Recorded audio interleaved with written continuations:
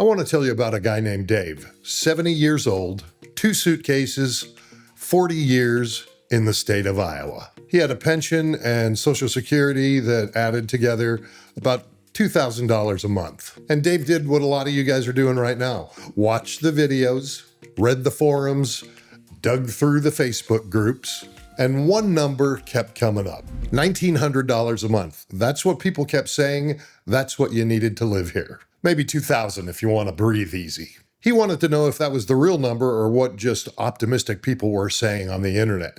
I've talked to Dave on a lot of occasions, so I'm going to tell you what his first year looked like. You know, the actual budget, the actual month, everything hit at once, and what $1,900 can actually buy you here that you can't put on a spreadsheet. So let's get into it. Let's talk about rent first. In the province, I'm talking about a decent place, not a concrete box with a ceiling fan and ambition. You're looking at somewhere between $300, $500 a month. If you go rural, you can find a lower amount. Now, if you drift towards Cebu or Manila, that number climbs fast and stops being funny. Dave went provincial, $380 a month. Decent size, quiet street, and he can actually see trees through his window. He said after 40 years of looking at Iowa cornfields, it was definitely worth it. Food. Now, this is where it gets interesting. Eat local. Pork, chicken, eggs, wet market vegetables. If you're buying there, your grocery bill almost gets embarrassingly low. He thought maybe the first time that he bought food at the wet market, the lady in the stall messed up and made a mistake. Just because you're a foreigner doesn't mean they're always going to give you the skin tax. But the moment that you start searching for imported goods, you know, the foods that taste like home, that's when your number's going to move fast. You know, American cheese, a brand of peanut butter that you're familiar with. I'm talking anything that had to cross an ocean to get here. Still cheaper than Iowa, but still not cheaper than wet market cheap. I know this for a fact myself because my wet market bill and my supermarket bill are entirely two different animals. And Dave figured it out pretty quick. He budgeted $300 for food a month. He ate well, didn't feel deprived, you know, maybe occasionally missed that specific salsa brand that he loved so much. But that's just the trade-off. I used to buy salsa at the Metro, and now I've been waiting like 3.5 months for it to come back in. It's just not to be found. Now, utilities, this is where Dave got a small education. And honestly, where most guys get surprised. Electricity in the Philippines is not cheap. It's one of the highest rates in Southeast Asia. If you're running AC and during the hot season, that thing is going to be jacking up about $80 to $120 a month. Sometimes even more. But Dave budgeted for $100. Some months, he was fine. And then some months, that bill looked at him funny. Like in my last video, the electricity bill kind of gave me a stare down. So I know that feeling personally. Now, transportation. He doesn't own a vehicle, doesn't need one. Tricycles, Grab occasionally. That's going to run you about $40 to $60 a month if you're not commuting on a daily basis. If you do need to be somewhere every day, you know, adjust accordingly. You're looking at internet and phone, $30 to $40 a month, reliable enough most of the time. Certainly not what you had in America, but you know, you adapt. Medical, this is the line item that most guys underestimate. And at Dave's age, it's not optional. Dave's 70. He budgets about $250 a month for, you know, insurance, medications, occasional clinic visits. I also told him about the SRRV PhilHealth option, so that helps him supplement cost. Because at 70 here, you're not uninsurable, you're just not going to get a bargain. Of course, if you're younger and healthier, you're definitely going to pay less. But don't skip it. All right, entertainment, coffee, a meal out, a beer with someone worth talking to. You're looking at about, $100 a month if you're not trying to live like a tourist.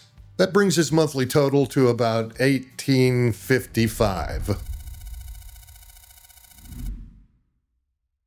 Which leaves about, $45 left over on a $1,900 a month income.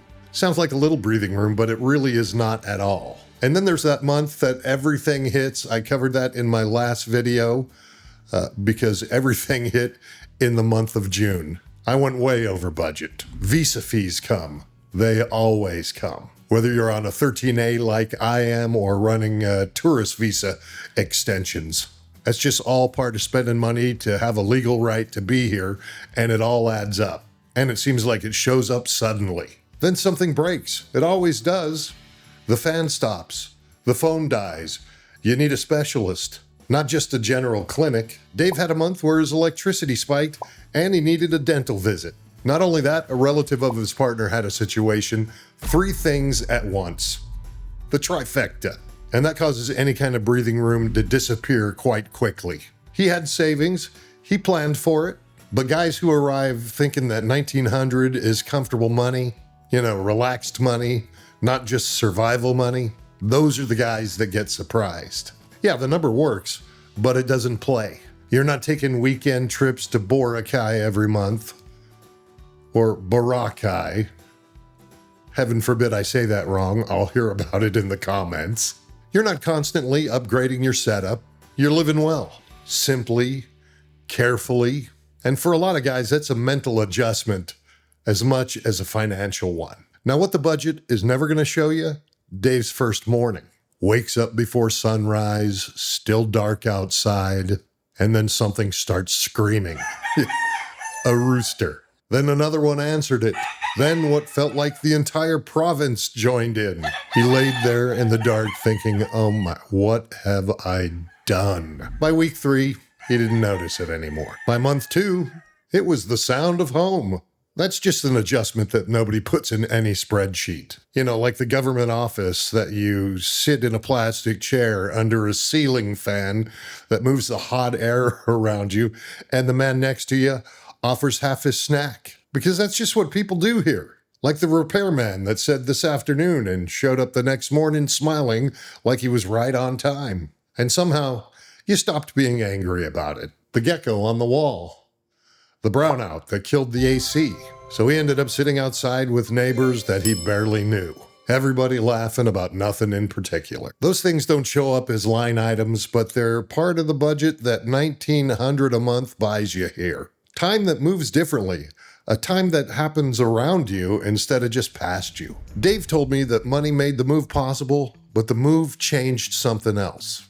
At 70 years old, in a country where strangers greet you on the street and kids are actually playing outside, and your neighbors bring over food because, it's just Thursday. He started feeling like a person again. Not just a retiree managing decline. Just a person again. And he'll plainly tell you that if you ask him. I've been here over 4 years now, and I know exactly what he means. So if you would, this would really help. Slap a like and subscribe. I'd appreciate you. The honest answer, $1,900 a month in the Philippines. Does it work?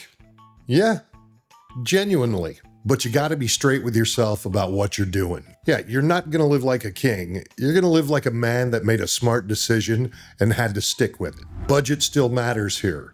Emergency fund still matters here. The cost of living is lower. That's real. But lower isn't free. What you get, if you do it right, is a life that fits inside what you have. And for a lot of guys that have been slowly sinking back home, that's everything. So if you're running these numbers and you have questions about what this budget actually looks like in practice, drop them in the comments. Unlike most, I read every one of them. Also check the description and the pinned comment below for resources that can help you. They're designed to help you figure out if this move makes sense to you. And if you want to see what a normal month looks like for me personally, what I actually spend in Samar living with my family, I've got a video for exactly that. Click right here. And always remember, be excellent to each other. And remember, this was never about the Philippines. It's how you show up when you get here. Thanks for watching the video, and I'll see you in the next one.